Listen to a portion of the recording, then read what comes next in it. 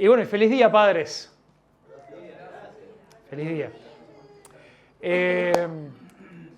Feliz día. Miren, yo soy medio... Ahora sí a ver si prendí, ahí va, el micrófono. Yo soy medio rebelde en estas cosas que yo digo, bueno, hay tantos días especiales que no vamos a andar haciendo predicaciones especiales, si no hacemos predicación especial el día de la madre, el día del padre, el día de la abuela, todas esas cosas, ¿no? Y vamos a estar en Génesis, así que vayan a Génesis 11, pero a veces Dios en su soberanía a veces hace que algunos temas coincidan, que algunas cosas tengan mucho que ver, y también esta canción que eligió Kike, esta canción nueva que cantamos hoy, de En ti esperaré, y también estos desafíos que a veces nosotros tenemos de esperar en momentos difíciles, de aflicción, de dificultad, y cuántas cosas en nuestra vida a veces nos llevan a momentos a veces de desesperación y de no saber qué hacer. Y tenemos una historia, yo les dije que esta es la última prédica de Génesis que vamos a tener por un buen tiempo, porque el libro de Génesis se divide en algunas secciones bastante claras, y una es Génesis del 1 al 11, que es lo que vamos a hacer hasta ahora, quizá dentro de un tiempo retomemos una segunda sección, pero bueno, si hacemos del 1 al 50, vamos a estar hasta el 2050 más o menos. Pero me parecía muy importante, vieron que repetimos una y otra vez que la gran temática que atraviesa estos primeros 11 capítulos son cómo el autor de Génesis va desarrollando desde la creación, desde la caída y este primer pecado, esa promesa que Dios hace de que de la simiente, o sea, de la descendencia de la mujer, Él iba a enviar a un prometido, quien aplastaría la cabeza de esa serpiente, quien vencería sobre el pecado, sobre la muerte, sobre la destrucción.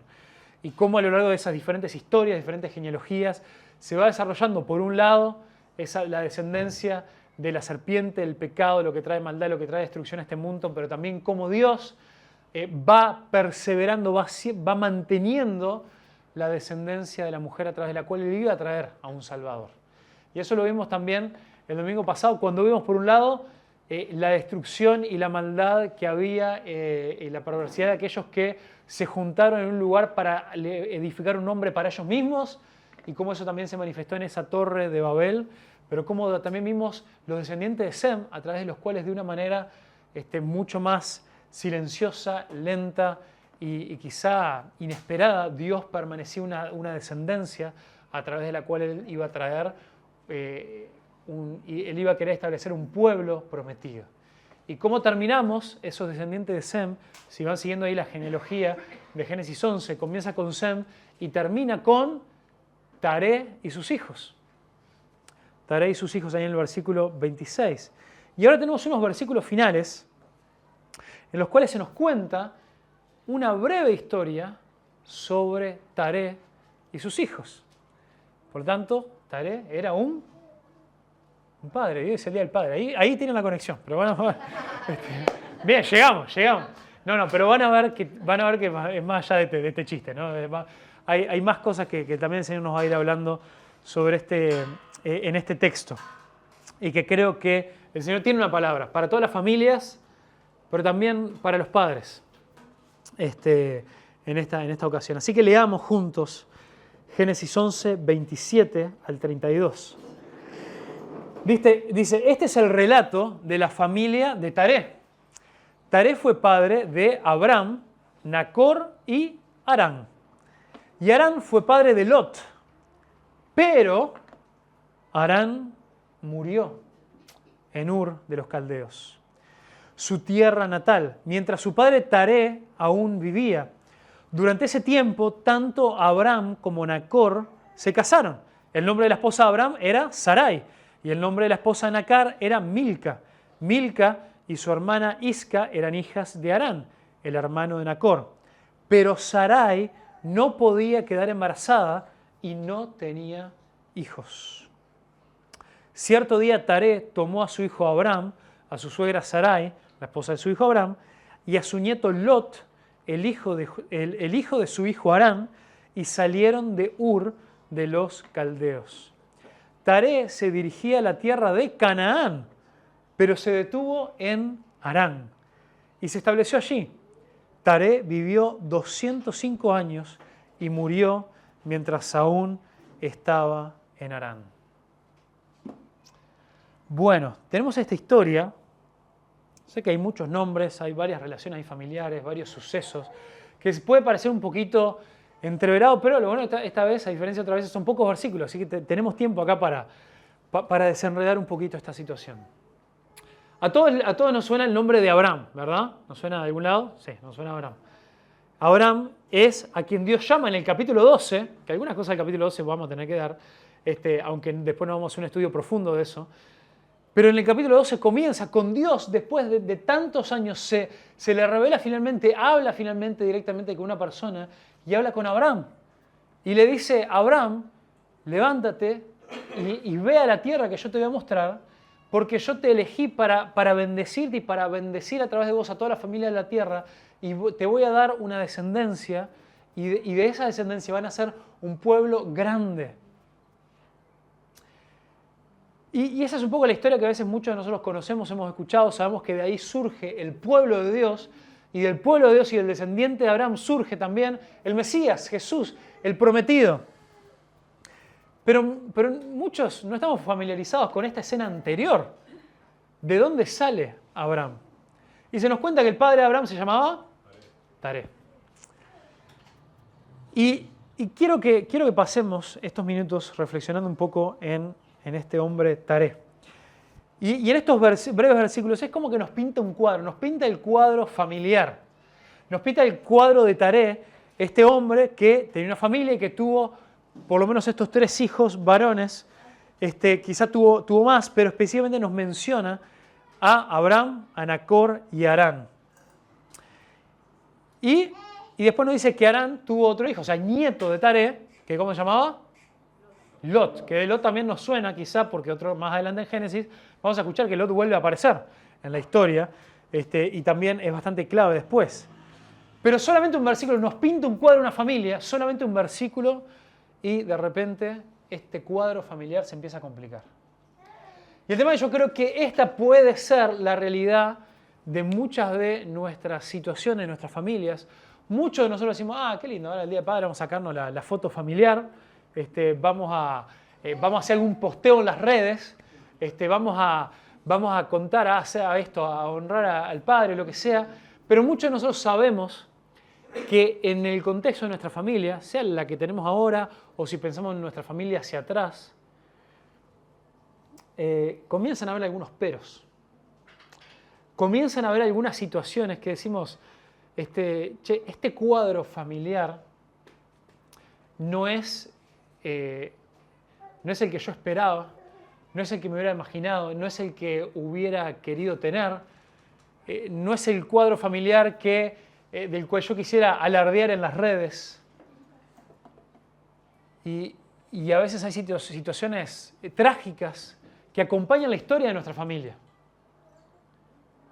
¿Nos podemos identificar con algo de eso? Podemos sentir que hay cosas en nuestra vida, en nuestro pasado, en nuestros antepasados, en nuestros padres, en nuestros abuelos, que sabemos que hay cosas que no han... Que podemos decir, bueno, si este fuera mi cuadro familiar, esta parte mejor no la contemos. Porque si esto la contamos, quedamos medio pegados. A veces por cosas vergonzosas, a veces por cosas tristes. A veces por cosas que no son vergonzosas, porque no es nada necesariamente mal lo que haya hecho, pero hay memorias, hay recuerdos que preferimos dejarlos atrás o dejarlos a un lado, porque sabemos que nos arruinan el Día del Padre, o sabemos que nos arruinan la Navidad, o sabemos que hay fechas que se complican. Y por la gracia de Dios no me ha tocado, pero creo que muchos sabemos, por lo menos intuitivamente, aunque no nos haya ya tocado, que es difícil tener que enterrar a alguien, pero una de las experiencias mucho más difíciles para cualquier ser humano es tener que enterrar un hijo. Porque creo que por más que a veces nos toque perder a un padre a una edad temprana, ahí hasta subconscientemente sabemos que es algo que en algún momento nos va a tocar. Pero si hay algo que para lo cual ningún padre está preparado, ningún padre quizás se va haciendo la idea en algún momento, es de que quizás nos toque enterrar un hijo. Pero es una experiencia que mucha gente pasa. Y es una experiencia que acá le tocó a Taré. En el versículo 27 nos pinta este cuadro, nos dice, ¿cómo era la vida de Taré? Bueno, Taré tenía 3 hijos, Abraham, Nacor y Harán. Versículo 28, pero Harán murió en Ur de los Caldeos, así, una fría, de golpe. No dice cómo, no dice qué le pasó, no dice cuáles fueron las circunstancias, no dice si fue de golpe, si fue una enfermedad en la cual se fueron preparando a lo largo del tiempo. Harán murió. Y murió ahí en Ur de los Caldeos, que esta era su tierra natal, y es como que nos remarca esto, murió mientras su padre aún vivía. Algo que en realidad en el progreso de la historia se hace obvio, pero nos lo recuerda como para que entendamos. Esto para Taré fue algo crudo, algo que lo marcó, algo que indudablemente, todos intuitivamente podemos saber que esto era una experiencia que lo iba a acompañar por el resto de sus días. Después, durante ese tiempo, tanto Abraham como Nacor se casaron, y nos empieza ahí a describir el nombre de la esposa de Abraham, era Sarai, el nombre de la esposa de Nacor era Milca, Milca y su hermana Isca eran hijas de Harán, o sea, técnicamente, también en este entonces, en esta época culturalmente era mucho más común, técnicamente Nacor se casa con una sobrina. Algo que no está muy bueno, pero bueno, la Biblia no nos cuenta los ideales, nos cuenta el panorama tal cual es. Acá no hay ni una aprobación de parte de Dios, no hay nada. Acá lo que hay nos está contando cómo estaba el árbol genealógico acá. Y aparece un segundo pero en el versículo 30. Primero en el 28 nos dijo, che, esta era la familia, pero Harán murió mientras su padre aún vivía. Y después, en el versículo 30 aparece un segundo pero. Pero Sarai, la esposa de Abraham, no podía quedar embarazada y no tenía hijos. También sabemos nosotros que esto hoy en día para cualquier pareja, cualquier matrimonio que anhela tener hijos, el empezar a buscar que esos hijos lleguen y que no lleguen es una experiencia muy difícil. Esto es algo que no ha cambiado. Pero sí venimos a decir que culturalmente esto era algo mucho más difícil en ese entonces. Porque hoy quizá esto surge más que nada de un deseo personal, de esa idea que uno se hace de familia, de los sueños que uno tiene. Hasta ahora se han naturalizado mucho más familias, matrimonios que deciden o no tener hijos o retrasar la llegada de los hijos. Sí, bueno, pero la planificación familiar, decir, no, bueno, pues la cosa está complicada, vamos a tener un hijo solo. Pero en ese entonces, más allá de que el deseo natural, hasta puesto por Dios, de querer tener hijos, era algo que se comparte a través de las culturas y de los tiempos, pero además en las familias, el tener hijos y la cantidad de hijos que uno pudiera tener, era también algo que hasta terminaba determinando tu valor y hasta un estatus social. ¿Por qué? Porque todo lo que tenía que ver con la fertilidad era algo que se engrandecía mucho más. Hasta la cantidad de hijos que uno pudiera tener también se relacionaba con la riqueza de la familia. ¿Por qué? Porque literalmente cuanto más hijos tenías, más gente tenías para trabajar la tierra, más gente tenías para producir. Había también, no dudamos que hubiera mucho afecto familiar, pero también había un valor utilitario de la cantidad de hijos que uno podía tener y cómo uno, apenas tuviera en edad, podía ponerlos a trabajar y a producir. Era algo normal de ese momento donde también se le trabajaba la tierra o se criaba animales. Entonces, de vuelta, y Abraham era el hijo mayor. Bueno, lo presenta también en ese orden. Entonces, para Taré, el pensar, bueno, está bien, tengo mi nieto Lot, pero mi hijo Abraham, mi hijo primogénito, no me va a poder dar nietos. Y aún así, teológicamente hablando, ¿qué es lo que lo que decía recién en la introducción, que estos capítulos de Génesis nos quieren mostrar? El hecho que Dios había hecho una promesa de que iba a haber un descendiente que vendría de la simiente de la mujer, a través de la cual él iba a traer liberación y salvación a este mundo caído en el pecado. Y leímos que la simiente de Sem era de la cual iba a venir ese descendiente. Y en la simiente de Sem, si vuelven a leer esos versículos anteriores que leímos el domingo pasado, nos viene diciendo, Sem tuvo un hijo, y ese hijo tuvo un hijo, y ese hijo tuvo un hijo, y ese hijo tuvo un hijo, tuvo un hijo, y tuvo un hijo. ¿Y en dónde terminó? En Taré y Abraham. Y ahora nos encontramos con un dilema, un gran pero.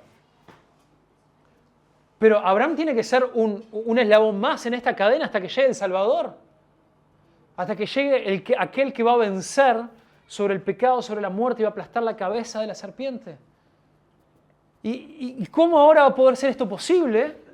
Si me está diciendo que Abraham, el hijo primogénito de Taré, no puede tener hijos. Entonces, esta era una familia con varios peros, con varias limitaciones, con varias situaciones familiares que a ellos seguramente no le hacían sentir bien, y vemos cómo Taré termina actuando frente a esta situación. Vemos que él actúa y dice: cierto día Taré tomó a Abraham y a su nuera Sarai, la esposa de su hijo Abraham, y a su nieto Lot, que aparte ahora sabemos, a veces si leemos solamente Lot más adelante nos podemos preguntar, bueno, ¿y dónde salió Lot, el sobrino? Bueno, se había quedado huérfano. Se había quedado huérfano y su abuelo Taré, junto con su tío Abraham, dijeron: vení, ahora seguís con nosotros. Y dice que salieron de Ur de los Caldeos. No nos dice el por qué. Y no quiero... Uno tiene que ser muy cuidadoso también cuando predica la palabra de no hacerle decir a la palabra cosas que no dice. Pero si uno lo aclara, creo que podemos hacer algunas inferencias del texto. Creo que no sería raro que Taré estuviera buscando un cambio de aire, cambio de vida. Estar en Ur, específicamente nos dice, en Ur fue donde murió su hijo Harán. Y quizá es un lugar donde la vida no era muy dulce para él. Y quizá dijo, bueno, salgamos en busca de nuevos aires, en busca de volver a edificar nuestra familia en otro lugar, en otra tierra. Ver si quizá si cambiar de lugar, si emigrar. Y no es quizá una de las principales razones por la que la gente migra, por la que la gente se muda de lugar a lo largo de toda la historia. Van en busca de nuevos aires, en busca de un mejor trabajo, en busca de una mejor vida, en busca de dejar atrás el pasado. Y dice que salieron de Ur de los Caldeos y Taré se dirigía, él no sabía a dónde se dirigía. Esto es muy interesante. ¿A dónde se dirigía? Dice en el versículo 31 que se dirigía a la tierra de Canaán. Este es otro dato curioso, de vital importancia para la próxima temporada de Gerald. Te lo resumo sin más. Algunos sí lo conocen. La próxima temporada es el capítulo 12. Entonces, ¿por qué? Porque en el capítulo 12, bueno, ahora vamos a seguir leyendo a poco, Taré nunca llega a Canaán. En el capítulo 12, acá Dios no lo llamó a Taré. Taré salió, por lo que nos dice la Biblia, salió por su propia motivación, por sus propias ganas, pero salió con destino a Canaán.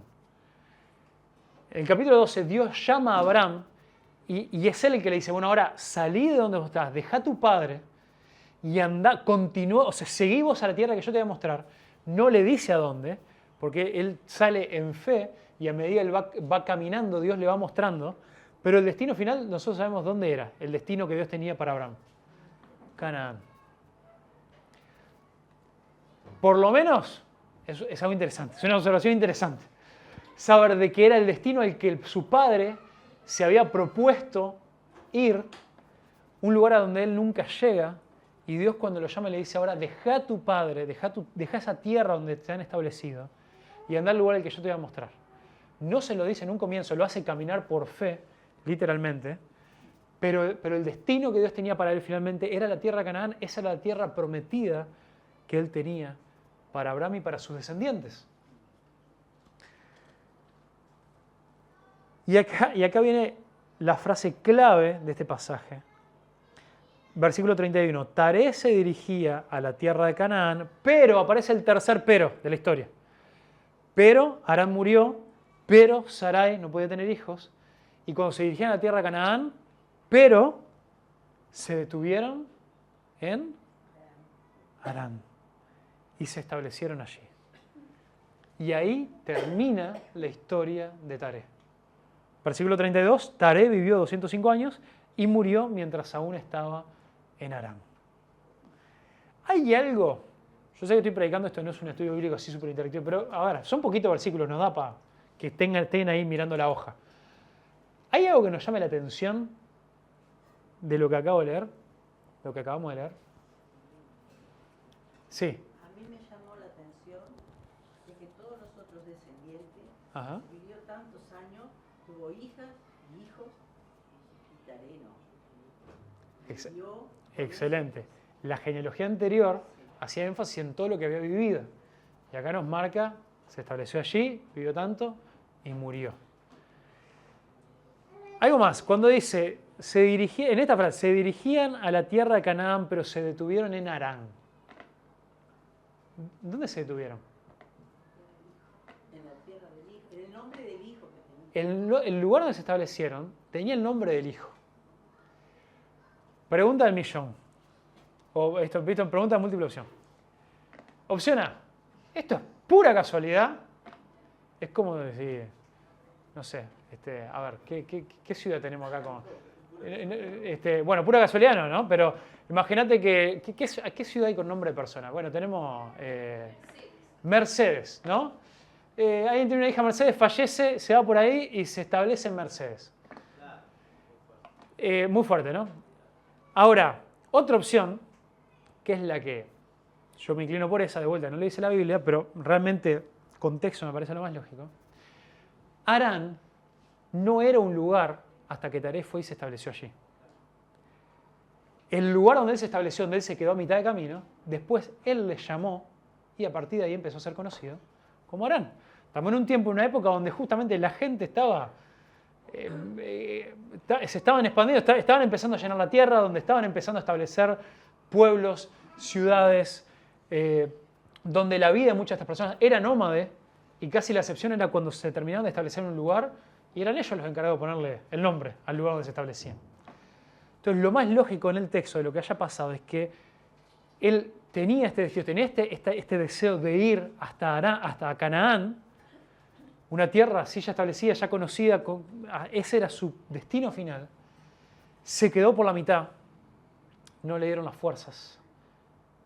Probablemente, con todos estos peros que le habían pasado, perdió la motivación. Y se estableció allí, y el lugar en el que se estableció llevó el nombre de aquello que había marcado su vida y aquello que quizás lo llevó a salir de Ur y también lo llevó a no completar su viaje. Entonces, ¿a qué voy con todo esto? Muchos de nosotros tenemos familias, las propias que nosotros hemos estado construyendo, edificando, o las familias de las cuales venimos nosotros, que están marcadas por grandes peros, están marcadas por grandes situaciones que nos hacen preguntar, hacen que nos preguntemos si todos aquellos sueños que yo había tenido, de una familia, de un futuro, si se van a llegar a dar. Hay grandes cosas que han marcado nuestra vida, grandes tragedias, tragedias de estas cosas que nos pasan, como la muerte de alguien, o tragedias de pecados que alguien cometió contra nosotros, situaciones en las cuales quizá hemos sido víctimas de cosas, y son cosas que realmente han marcado nuestra vida y que han cambiado la trayectoria de nuestra vida. Que nuestra vida no es la misma que la que sería si la nuestra hubiera sido una vida de película, una vida donde todo hubiera sido ideal.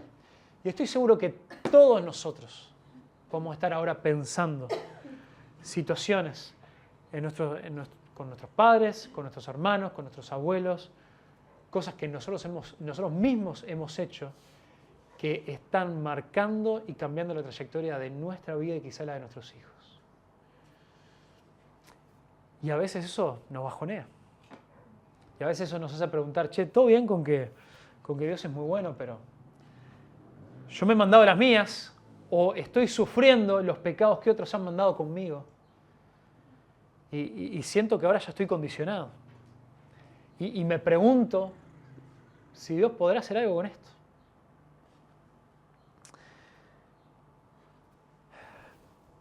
Entonces, yo quiero que cobremos ánimo. Hoy mi propósito es que nosotros podamos afirmar nuestra fe. En que no importa cuántos peros haya en tu vida, en tu familia, no importa cuántas cosas vos digas, che, yo cometí este pecado que realmente fue un antes y un después en mi vida, tomé esta mala decisión o esta decisión poco sabia que lo cambió todo. He sido víctima de ciertas situaciones que de verdad han desarmado el plan que yo tenía para mi vida. O no sé, o la situación económica en la que yo estoy estancado, o no sé, o las cosas que he aprendido de mis antepasados que ahora, por más yo sé que están mal, no logro salir de ciertos patrones que me han hecho perder la esperanza en cuanto al rumbo que yo quería que tomara mi vida. Y mi punto es que esto no está desconectado de todo el mensaje de Génesis que hemos visto hasta ahora. El mensaje de Génesis que nosotros hemos visto hasta ahora es que aún cuando la disposición de nuestro corazón es la intención del corazón del hombre es hacer mal todo el tiempo contra otros, pero también contra nosotros mismos, y nosotros estamos destinados a arruinar nuestra propia vida si nos dejan hacer lo que queremos, Dios es fiel a su promesa. Y Dios es fiel a pesar de nosotros. Y Dios ha prometido salvación. Y sí, hay consecuencias de nuestras acciones. Sí, nosotros sufrimos consecuencias de las acciones de otros. Pero Dios es fiel. Y Dios usa, no solamente permite, sino que orquestra las situaciones de nuestra vida, incluso y principalmente muchas de las más adversas, para obrar su perfecto plan en tu vida y en mi vida. ¿Lo crees eso? Ahora, hasta ahora se terminó la vida de Taré.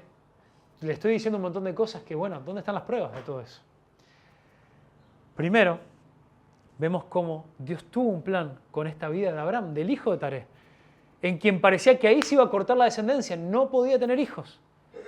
Y vemos en la segunda sección de Génesis, si la resumimos, vemos un Abraham, que Abraham no era el gran tipo espiritual, no era un tipo que es súper temeroso de Dios, no era alguien que súper obediente, al contrario, el hecho de que Dios elige a Abraham, y los animo, si se quedan ahora con la curiosidad y no se acuerdan mucho la historia, tómense esta semana para agarrar y leer los siguientes capítulos. Abraham era un tipo no solamente común y corriente, era un sinvergüenza en un montón de cosas. Perdón que lo diga tan así. Pero Dios le dice, lo elige. Le dice, Abraham, yo te elijo y está bien, tu mujer no puede tener hijos, pero yo de vos voy a ser una gran nación. Te voy a dar una gran descendencia. Vos vas a, mira, salir, mirar las estrellas. ¿Podés contar las estrellas? No, no puedo. Así va a ser tu descendencia, no la vas a poder contar. Y se te aparece Dios, te habla audiblemente, y él dice, le creyó a Dios. Y como le creyó, le fue contado por justicia. ¿Cuál es la siguiente historia? Bueno, hubo hambre, no confió en que Dios le podía proveer, así que se fue para Egipto. Y en Egipto estaba un faraón ahí que vio que Sarai parece que era una chica bastante atractiva. Y Abraham le vino el quick y dijo, a mí en esto que es tierra de nadie, yo que soy un forastero acá, los egipcios tienen fama de ser complicados, a mí me van a matar para quedarse con mi germo. Así, en hebreo lo dijo, pero lo dijo así. Entonces, ¿qué dice? No, che, si alguien pregunta a Sarai, sos mi hermana. Andamos en un viaje familiar acá de hermana. Lo opuesto a ser el padre de la fe, como fue después de llegar a ser conocido. Y una y otra vez, cada vez que Dios interviene y dice, Abraham, vamos arriba, vení, sos un desastre, yo voy a estar contigo, soy yo el que promete, soy yo el que voy a estar contigo, a pesar de vos. Sí, genial, yo creo. La siguiente historia se manda alguna. Y aún así, Dios estuvo con él. Él se estaba poniendo ansioso, porque muchas de las promesas de Dios llevan tiempo. Y dice, bueno, pero si yo dijo que yo iba a tener un descendiente y Sarai no puede tener hijos, no sé, me voy a conseguir una sirvienta ahí, voy a empezar a tener hijos con ella. ¿Qué haces, Abraham? Entonces, ¿qué hiciste, Abraham? Bueno, yo igual voy a ser fiel. Vos vas a tener un hijo con tu esposa. Y Dios es fiel a sus promesas a pesar de nosotros. Si Dios fue poderoso para permanecer su promesa y su fidelidad y poder elegir a un pueblo a través del cual Él iba a salvar y a bendecir a todas las familias de la tierra, habiendo elegido un tipo como Abraham, qué bueno, no estamos solos. Y aunque nosotros a veces somos un desastre, y aunque nosotros a veces contamos con un montón de contras, Dios es fiel para cumplir sus promesas. Después, miremos, esto es un hilo conductor que va atravesando todo Génesis. Pues también los hijos de Abraham tampoco tenían todas las luces, ni tenían todos los patitos en fila, pero Dios se fue manteniendo fiel a sus promesas. Aparece uno, varias generaciones después, que parecía encarar bastante, a pesar de que era un poquito agrandado, pero era bastante fiel al Señor, que era José. Y a José realmente la palabra de Dios nos lo presenta como un tipo justo, un tipo que no nos cuenta la Biblia que haya cometido grandes errores o grandes pecados. Quizás lo más que lo podemos acusar es esto: fue poco prudente en la forma en la que le contaba a sus hermanos los sueños que tenía. ¿Y eso algunos se acuerdan en qué terminó? ¿En qué terminó? ¿Cómo?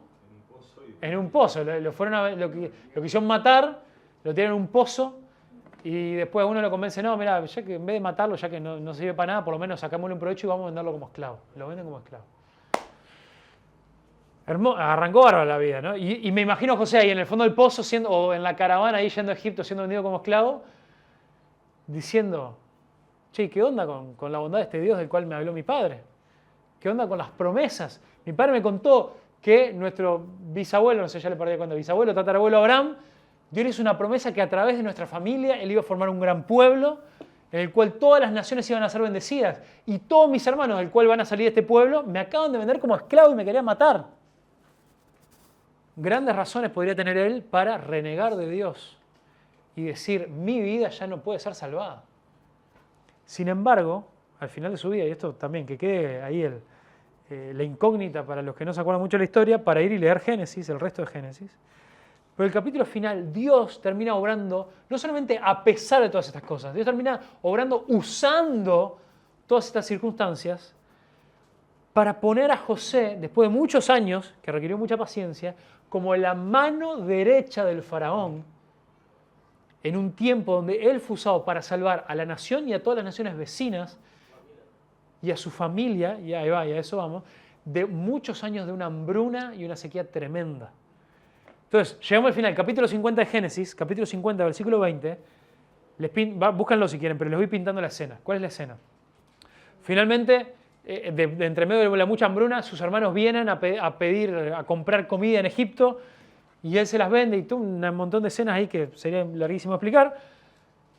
Pero al final, José descubre su identidad, porque habían pasado tantos años y no lo reconocían. Y cuando ellos se dan cuenta que José no solamente estaba vivo, sino que de ser un esclavo pasó a ser la mano derecha del faraón, temieron tremendamente por su vida, porque dice: bueno, este es el momento donde José va a cobrar venganza.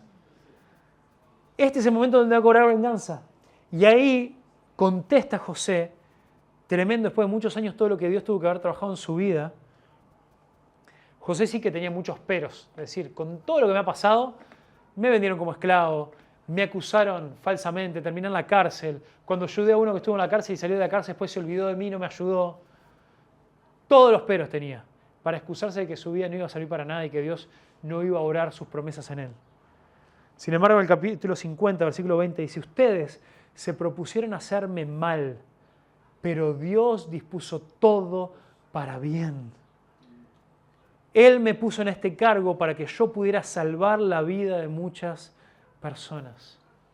Y este es este tipo de Dios, este es el Dios de los grandes peros. De que nosotros tenemos nuestros peros, que dicen: estas son mis excusas, estas son mis razones por las que yo creo que se me ha terminado la esperanza. Pero Dios obra de una manera mayor. Salmo 73, 26. Puede fallarme la salud y debilitarse mi espíritu, pero Dios sigue siendo la fuerza de mi corazón. Él es mío para siempre. Salmo 86, versículo 15. Pero tú, oh Dios, eres Dios de compasión y misericordia, lento para enojarte y lleno de amor inagotable y fidelidad. Hay muchos peros en nuestra vida, pero el pero de Dios es mayor. Ahora, también la historia de Génesis es una historia que nos describe un gran pero o un gran obstáculo que compartimos todos nosotros. Y es el mayor obstáculo que cualquier persona podría tener. Más que problemas familiares, más que problemas económicos, más que problemas de enfermedad, es el problema del pecado. Así que les animo a que podamos ir a Efesios capítulo 2. Efesios capítulo 2. Miren, yo no siempre le pongo títulos a las predicaciones. A veces cuando lo voy a subir a YouTube ahí me pongo a pensar a ver qué títulos le ponemos. Ya que en YouTube tenés que ponerle un título. Pero si le fuéramos a poner un título a esta predicación, le pondríamos: el pero de Dios es más grande. Nosotros tenemos muchos peros, pero el pero de Dios es más grande. Y en Efesios capítulo 2, quiero que le podamos prestar. Miren cómo describe nuestra situación antes de Cristo. Dice, antes, capítulo 2, versículo 1 de Efesios. Antes ustedes estaban muertos a causa de su desobediencia y sus muchos pecados. Vivían en pecado igual que el resto de la gente, obedeciendo al diablo, el líder de los poderes del mundo invisible, quien es el espíritu que actúa en el corazón de los que se niegan a obedecer a Dios. Todos vivíamos así en el pasado, siguiendo los deseos de nuestras pasiones y las inclinaciones de nuestra naturaleza pecaminosa. Por causa de nuestra naturaleza éramos el objeto del enojo de Dios, al igual que todos los demás. Entonces acá está describiendo que nosotros fuera de Dios, lejos de Dios, en rebeldía de Dios, rechazando la verdad de Dios, absolutamente todos estamos muertos espiritualmente. ¿Y qué mayor pero puede haber de alguien que esté muerto? Pero nosotros andamos ahí como zombies, porque estamos vivos, ahí andamos, vamos y actuamos y trabajamos y tenemos familias y hacemos cosas en nuestra vida, pero espiritualmente estamos muertos fuera de Dios. ¿Y qué esperanza podemos tener nosotros en nuestras propias fuerzas? ¿Qué esperanza podemos tener nosotros en restaurar nuestra propia vida? En lograr cosas. Nada, es como luchar contra el viento, podemos intentar y no vamos a llegar a ningún lado. Versículo 4, el pero de Dios es más grande. Pero Dios es tan rico en misericordia y nos amó tanto que a pesar de que estábamos muertos por causa de nuestros muchos pecados, nos dio vida cuando levantó a Cristo de los muertos. Es solo por gracia de Dios que ustedes han sido salvados, pues nos levantó de los muertos junto con Cristo y nos sentó con Él en los lugares celestiales, porque estamos unidos a Cristo Jesús. Y esto es hermoso. Es en Cristo, es en la cruz, es en su muerte, es en su resurrección que podemos tener la seguridad de que no hay absolutamente nada en nuestra vida, ni en nuestro pasado personal, ni en nuestro pasado familiar, ni en nuestro presente, ni siquiera en los errores que cometeremos en el futuro, porque no somos perfectos y seguiremos equivocándonos, que puedan parar la obra que Dios quiere y puede hacer en la vida de aquellos que se entregan a Él, con un corazón sincero y en fe, y abrazándose a esta gracia de Dios que viene como un regalo inmerecido. Entonces, el pero de Dios es más grande. ¿Cuál es el pero de Dios? Vos sos pecador, pero yo soy rico en misericordia. Vos sufriste, pero yo sano. Vos estás muerto, pero yo te doy vida. Vos estás cansado, pero yo te doy descanso. Vos sentís que no tenés las fuerzas, pero yo le doy fuerza al que no tiene ninguna. El pero de Dios es más grande. ¿Y cómo obra esto en nosotros? Nos dice ahí, al final del versículo 6, porque estamos unidos a Cristo. La nueva vida que tenemos, esta nueva vida que Dios nos da, es la misma vida de Cristo. Por eso es tan importante no solamente la muerte de Jesús, pero su resurrección. Porque en su resurrección es que si nosotros nos unimos a Él, también vos y yo podemos tener vida. Y eso marca completamente la diferencia. Entonces, hay una yo estoy hablando acá de esperanza, pero volvemos a Taré, porque estábamos ahí con nuestro amigo Taré.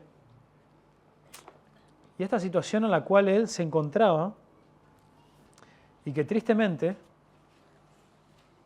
él murió sin saber o sin ver lo que Dios quería hacer con su familia. Y sin ver cómo Dios iba a seguir trabajando con su familia, a pesar de que él ya se había entregado y se quedó en Harán y nunca llegó a Canaán. Entonces hay una pregunta válida, porque también hablamos de que hay consecuencias para nuestros pecados. Y también hay consecuencias para pecados de otros que nos afectan a nosotros. Entonces, para muchos puede ser válida o razonable la pregunta: ¿no será demasiado tarde para mí?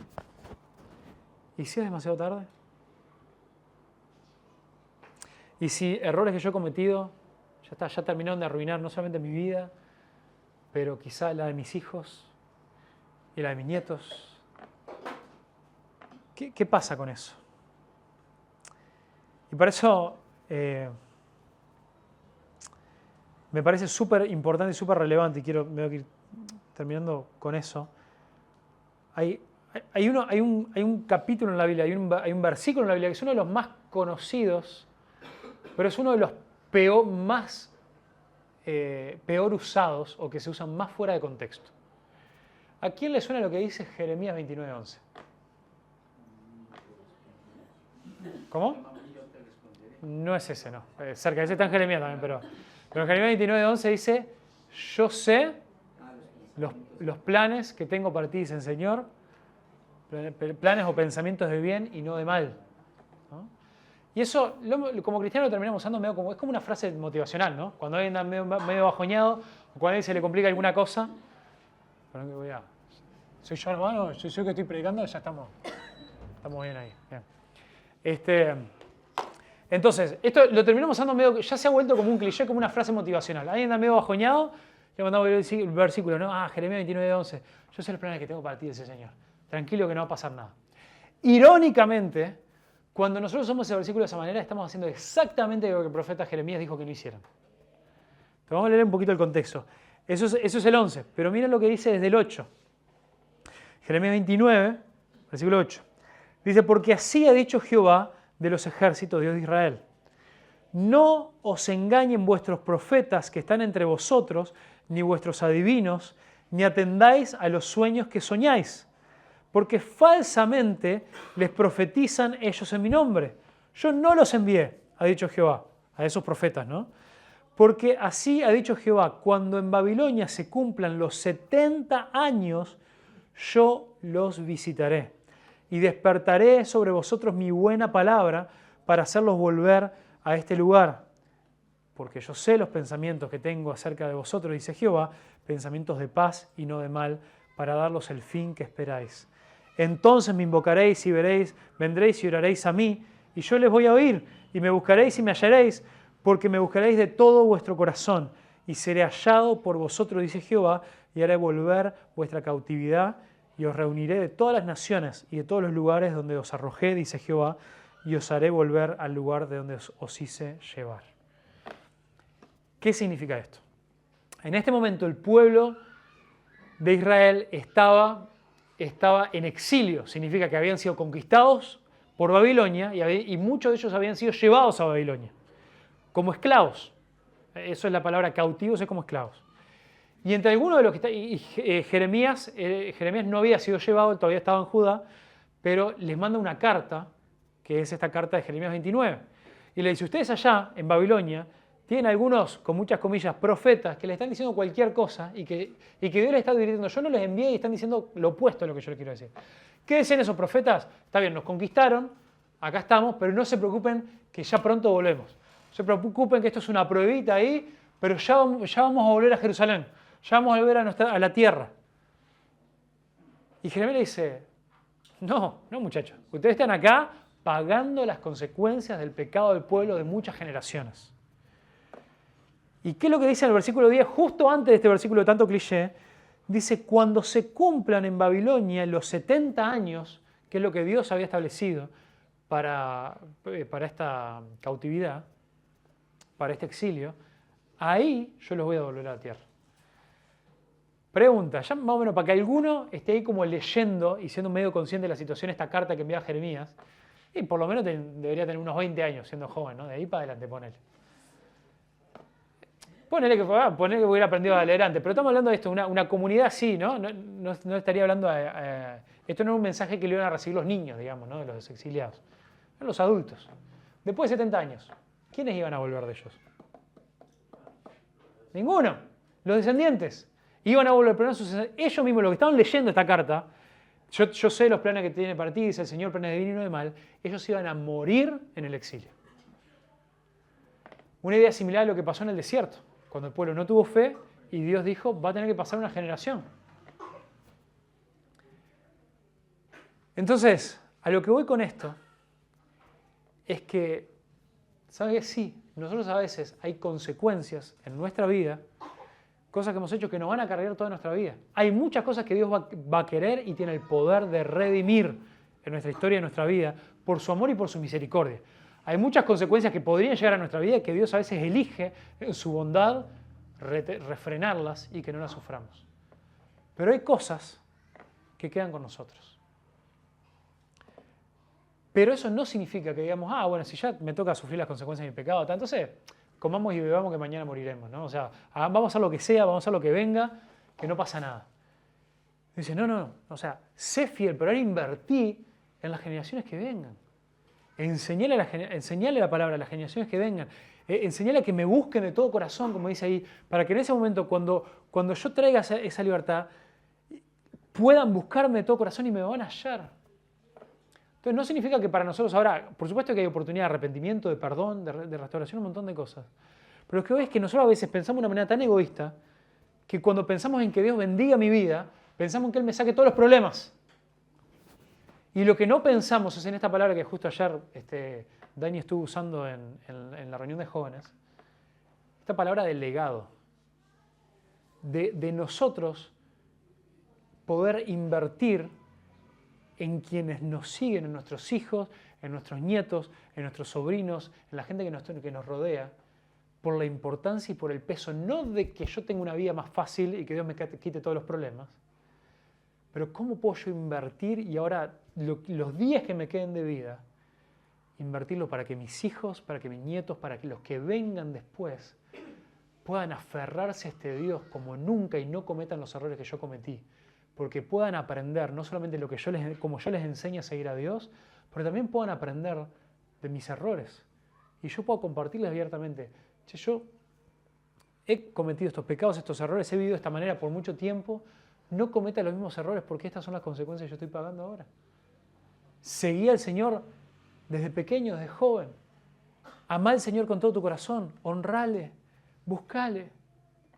Y por eso vale la pena que nosotros, y acá es donde yo les aseguraba que iba a volver a conectarlo con el Día del Padre. Padres, hombres, quien el Señor nos ha puesto también como responsables también de nuestro hogar. A veces, ¿cuál es la preocupación? ¿Cuál es el legado que nosotros estamos buscando dejarle a nuestros hijos? Estamos buscando dejarles un legado de una mejor posición económica, de una mejor educación, de que puedan hacer mejor, no sé, tengan una mejor vida social, un mejor deporte, todas cosas buenas y que debemos preocuparnos para que pasen. Pequeño paréntesis. Pero ¿dónde está el tesoro de nuestro corazón? ¿Dónde está realmente lo que más nos importa? Cuando llega el momento de mostrarle también a nuestra familia qué es lo que nosotros valoramos. ¿Dónde estamos edificando el cimiento de nuestra vida? ¿Dónde estamos? ¿Qué es lo que refleja? No solamente nuestras palabras, pero nuestras acciones. ¿Reflejan que realmente nosotros queremos establecer nuestra vida para las próximas generaciones? En que conozcan al Dios verdadero y que le sigan y realmente creer que eso es lo más valioso que les podemos dejar? ¿O de nuestro ejemplo de cómo vivimos, de las decisiones que tomamos, nuestros hijos y los que nos siguen, lo que están recibiendo es que Dios es un cajoncito más en nuestra vida, es una categoría más? Que para veces tengo tiempo, a veces no, para veces es una prioridad, para veces no, a veces lo obedecemos, cuando no me conviene no, y que en realidad mis prioridades son edificar una vida para mí y edificar una vida que sea en base a mis principios o a mis prioridades y no las prioridades de Dios.